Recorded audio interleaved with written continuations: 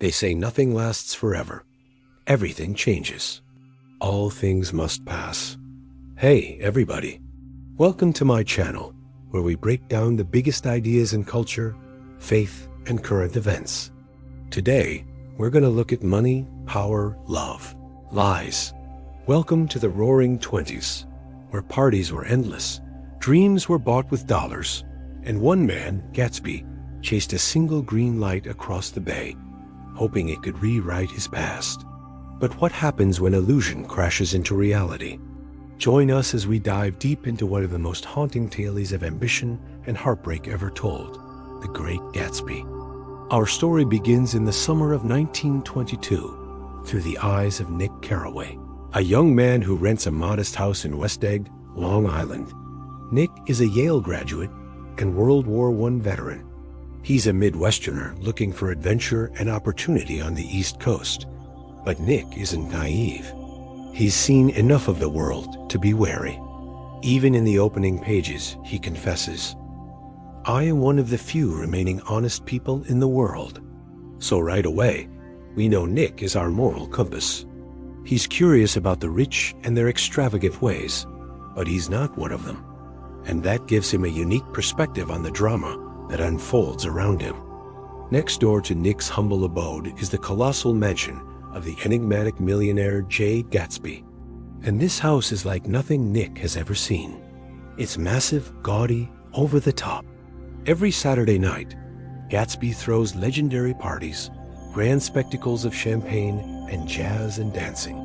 There are Klieg lights illuminating giant floral displays, live music filling the air with lively tunes, and the grounds are filled with guests who arrive in their fancy cars.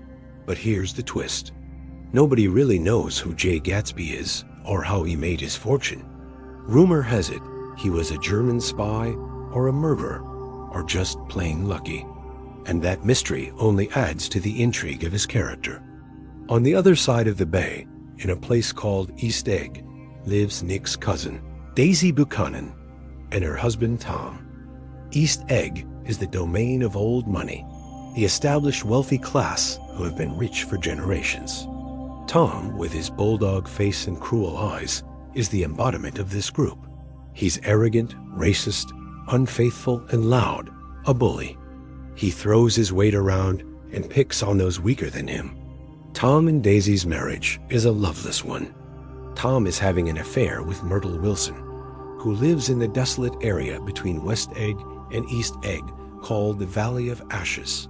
This is a place of factories and ash heaps, a wasteland of smoke and gray concrete where people struggle to make ends meet and dreams go to die. Myrtle's husband, George Wilson, owns a poor garage and gas station. He's a meek and gentle soul, totally unaware of his wife's infidelity.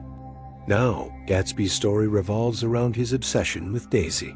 5 years ago, before he went off to war, he had a passionate romance with her, but their love was doomed from the start.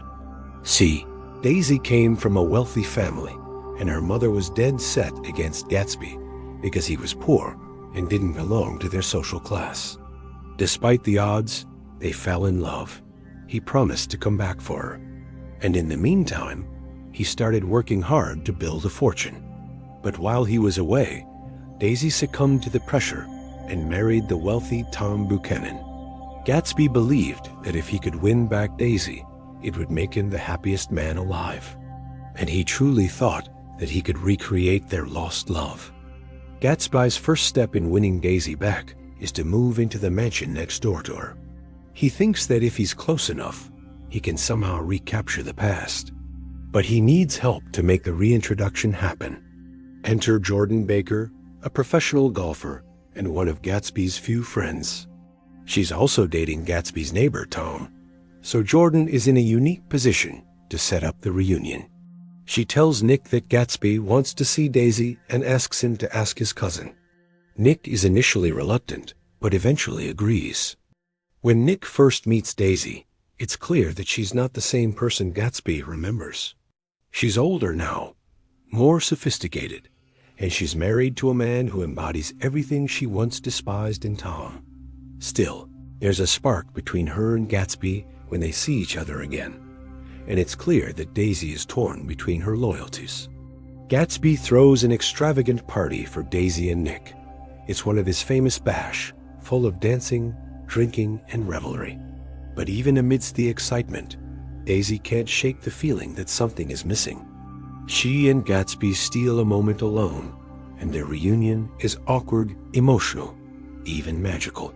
They reminisce about their lost love, and Gatsby shows Daisy how far he's come since she last saw him. For a moment, it seems like they might actually have a chance at happiness together. But the illusion soon begins to fade. As the summer progresses, Gatsby and Daisy grow further apart. Gatsby still believes that Daisy will leave Tom for him, but Nick sees that Daisy is truly in love with her husband, no matter how unhappy their marriage may be. Gatsby becomes increasingly desperate in his pursuit of Daisy, and he asks Nick to pressure her into leaving Tom. But when Nick refuses, Gatsby realizes that he may have misjudged the situation. He understands that Daisy won't leave her husband, and he's forced to confront the reality that his dream may never come true. Daisy, meanwhile, is torn between her feelings for Gatsby and her commitment to Tom. On one hand, she can't deny the passion she feels for Gatsby, but she also knows that leaving Tom would be a scandal. She's afraid of what people would say, and she doesn't want to hurt her daughter by breaking up her parents' marriage. In the end, Daisy chooses to stay with Tom, and Gatsby is devastated. He throws himself into his work, trying to make enough money to buy Daisy's love. But it's a losing battle. Daisy is already married, and she's not going anywhere. One day, Gatsby invites Nick to accompany him on his yacht for a cruise around the bay. They sail past Daisy's house, and Gatsby points out the green light at the end of her dock. It's become a symbol of Gatsby's longing for Daisy, a beacon in the darkness that represents all that he hopes to achieve. But as the boat drifts further away from Daisy's house, Gatsby's dreams begin to fade. He realizes that he can never have Daisy, and he's forced to accept the reality of his situation.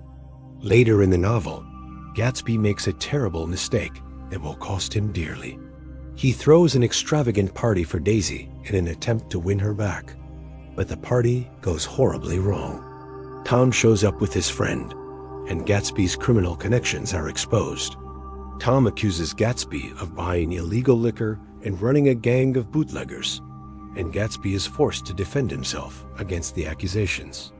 Tom tells Daisy that Gatsby isn't the man she remembers. He's a criminal and a fraud, and he's only interested in her money. Daisy is shocked, and she begins to question everything she thought she knew about Gatsby.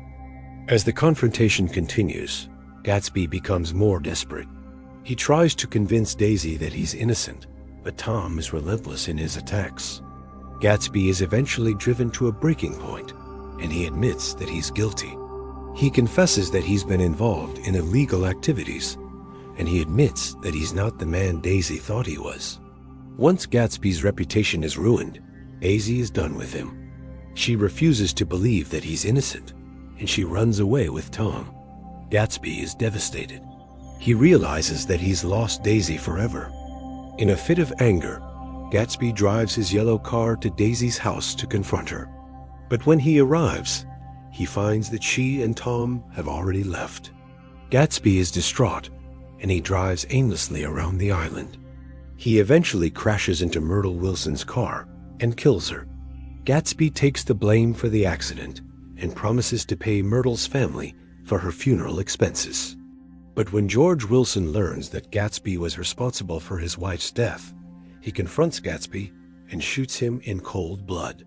The news of Gatsby's death spreads quickly, and Nick is shocked by the indifference of the wealthy. Almost no one attends Gatsby's funeral.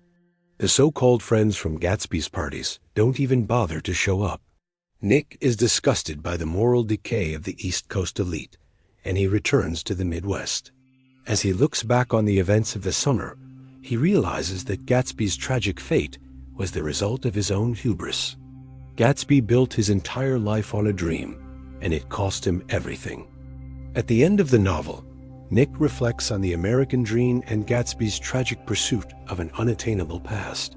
He writes, "And so we beat on, boats against the current, borne back ceaselessly into the past."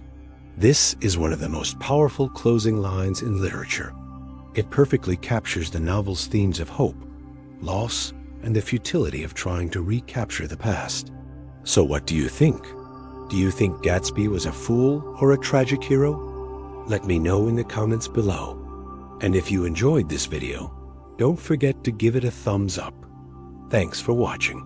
See you next time.